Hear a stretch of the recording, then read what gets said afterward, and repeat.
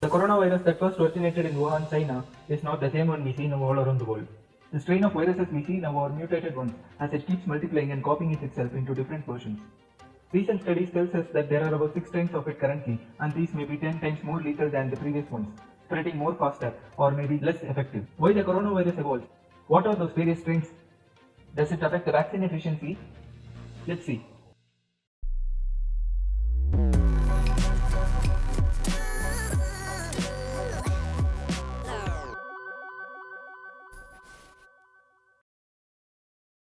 A strain means the distinct genetic lineage or coding of the virus. The virus keeps evolving into different types depending on the different responses from the human immune system. It does not necessarily change the behavior of the virus. These microscopic parasites are those which replicate only inside a host body. The D strain which started from Wuhan, spreading around the world, and the L strain found in India from Wuhan is not the same anymore. It has evolved into S and G variety. More than 90% of the patients are affected by the G strain of viruses. It was already reported in Europe before it was in Malaysia. G protein variety D614G are actually exchange of amino acids D and G at position 614 of the virus. Amino acids are the building blocks of proteins, in this case the spike proteins. The virus enters into a cell, hijacks the cell's machinery and uses it to make copies of itself. Firstly, the spike proteins of SARS-CoV-19 virus bind to the surface of human cells. The virus genetic material, that is the genome, is made up of RNA.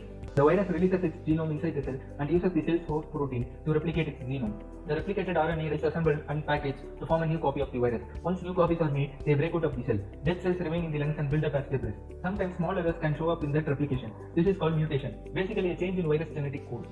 The mutated virus has an advantage. The host body has no antibodies that could prevent its entry into the cell. The vaccines prompt the body to develop the required antibodies. Antibodies work against viruses by binding to specific spots on the virus called antigens. Sometimes the virus may become less effective after mutation, or it may spread quickly also. Compared to other viruses like the influenza, it mutates fewer times than those.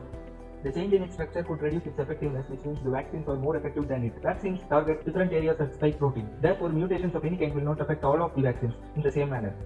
SARS-CoV-19 is an entirely new coronavirus strain, and human beings have no immunity to it.